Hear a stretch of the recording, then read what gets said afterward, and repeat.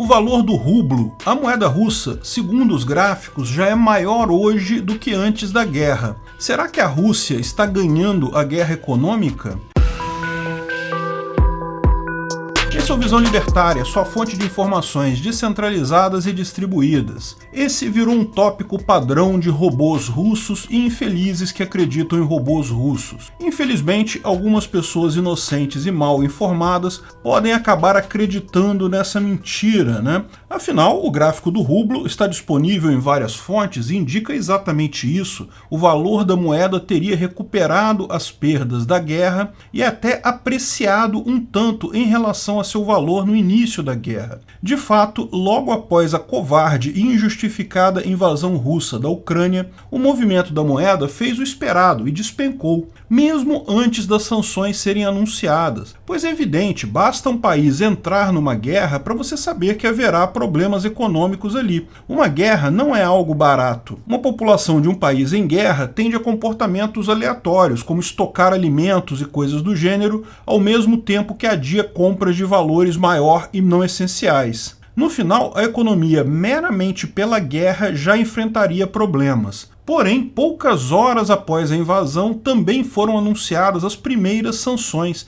e foram sanções muito severas, o que é esperado e justo, devido ao absurdo de uma ação militar de anexação territorial em pleno século XXI. De fato, num primeiro momento, a moeda russa respondeu exatamente como se esperaria. Foram várias desvalorizações ao longo dos dias, de forma que, no dia 7 de março, a desvalorização total era de 50% em relação aos níveis antes da guerra. Mas então algo aconteceu. A moeda ficou patinando nesse valor até meados de março, quando iniciou uma recuperação impressionante. No final de abril, o rublo já estava sobrevalorizado em relação ao valor que tinha antes da guerra. De fato, se você considerar o período depois do dia 7 de março, o rublo foi a moeda com melhor performance no mundo todo. Que coisa fantástica! Parece que Putin é mesmo um mestre estrategista, não é? Bem, não. De fato, o Banco Central Russo tomou algumas medidas para conter a desvalorização da moeda. Algumas medidas foram até convencionais. Ele aumentou a taxa de juros para 21%, por exemplo. Isso teria o condão de atrair investimentos, estimular a poupança, preservando a moeda. Mas nenhuma das medidas convencionais seria capaz de conter o desastre de uma guerra com sanções severas da maior parte do PIB mundial. Então vieram as medidas não convencionais. Putin proibiu empresas e indivíduos estrangeiros de vender rublos. Portanto, qualquer empresa estrangeira que tivesse valores em rublos simplesmente não poderia mais trocar esses rublos por dólares, ou euros, ou qualquer outra moeda. Mesmo indivíduos russos que quisessem vender rublos, trocar por moedas estrangeiras, tem um limite agora de 10 mil rublos, o que é muito pouco, e um monte de burocracia para fazer a troca. Portanto, as pessoas na Rússia também não poderiam vender rublos, ninguém mais pode vender rublos. Além disso, ele obrigou todos os exportadores russos a converter em rublos 80% de tudo que recebem do exterior imediatamente. Portanto, a Gazprom, outras petrolíferas e outras empresas exportadoras russas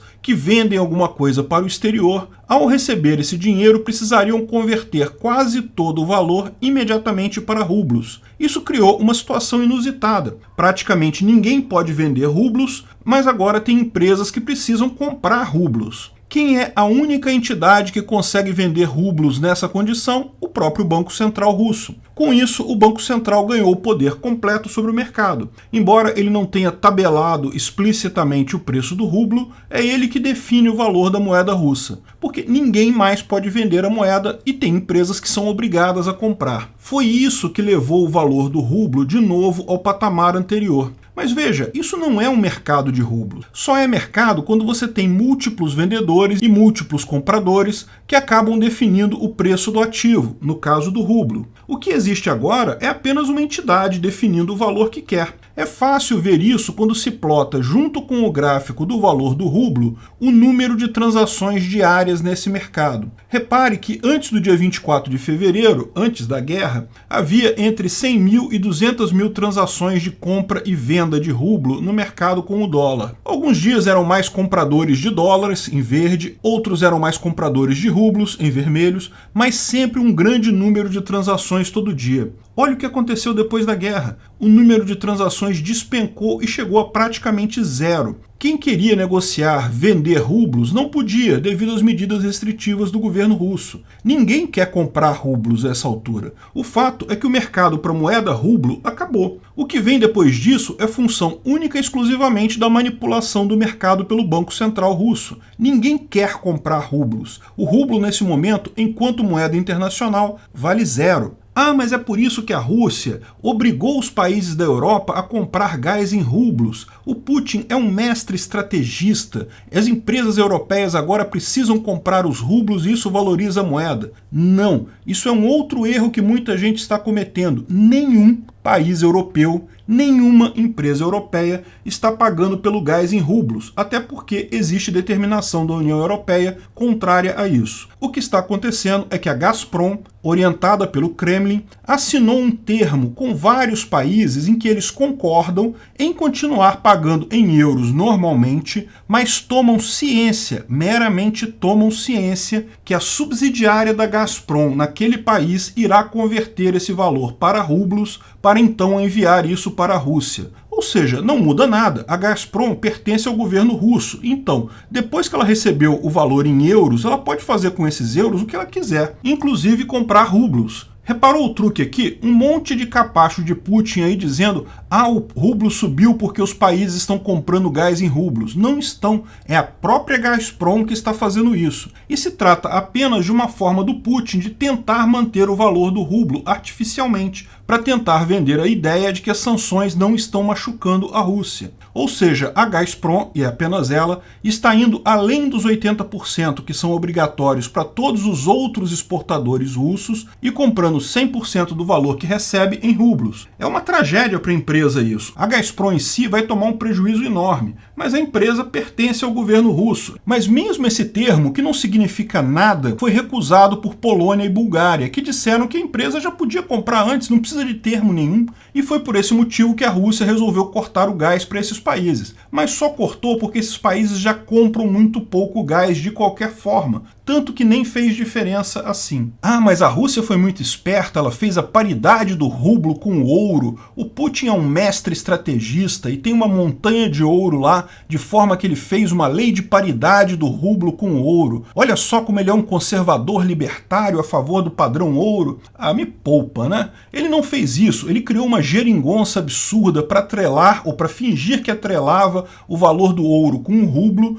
mas lógico, primeiro não tinha conversibilidade direta, era só conversa. Senão, o cidadão comum iria correr para trocar todos os seus rublos por ouro imediatamente. E mesmo essa conversibilidade meio forçada, ele não conseguiu manter. É aqui que está o maior absurdo de todos. Ele prometeu no início de abril que o governo garantiria a conversibilidade com ouro num valor específico entre abril e junho, o mesmo valor fixo. Porém, dias depois, o rublo começou a subir de valor em relação ao dólar, segundo a cotação arranjada lá da Rússia. Se essa cotação fosse verdadeira, o governo russo não teria problema nenhum, seria ainda mais fácil para ele manter o acordo. O rublo valorizou, então o ouro diminuiu de valor em relação ao rublo, não é mesmo? Só que todo mundo sabe que isso é mentira. Os bancos e empresas que podiam de fato converter rublos para ouro imediatamente começaram a fazer isso. No final das contas, em 10 dias o Putin teve que voltar atrás na idiotice de padrão ouro dele e acabar com o decreto. Não tem como fazer mágica. Ditadores conseguem criar números artificialmente, mas não há realidade por trás desses números. Todas essas manobras para parecer que as sanções não estão afetando a Rússia só mostram o contrário, o quanto isso está doendo.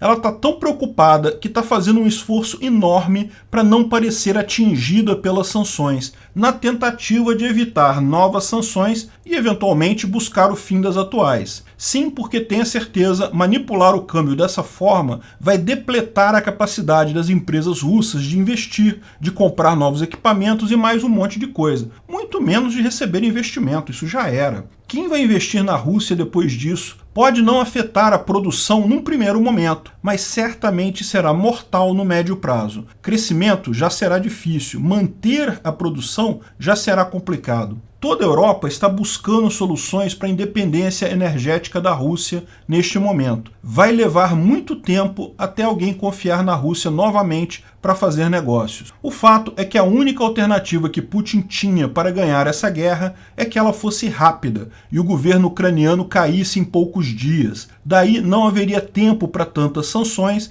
ele colocaria um presidente marionete lá e convenceria o Ocidente que, bom, agora não havia mais guerra, vamos parar com essas sanções e coisa e tal para negociar. Quando este plano falhou, Putin já perdeu a guerra. Agora é só questão de tempo. Obrigado pela audiência. Esse vídeo foi um oferecimento de armataweb.com, cloud e serviços de data center. 100% de compromisso com a satisfação e privacidade dos clientes. Aceitamos Bitcoin. Veja o link na descrição do vídeo. Se você gostou desse vídeo, clique no like e compartilhe ele em suas redes sociais. Se inscreva no canal para nos ajudar, clicando no botão vermelho abaixo. Se quiser ser avisado de novos vídeos, clique no sininho ao lado. Se você quiser comprar camisas e outros itens do Visão Libertária, veja nossos itens no site Pimenta no Café, pimentanocafé.com.br/Visão Libertária, tudo junto sem acento, ou clique no link da descrição. Até a próxima!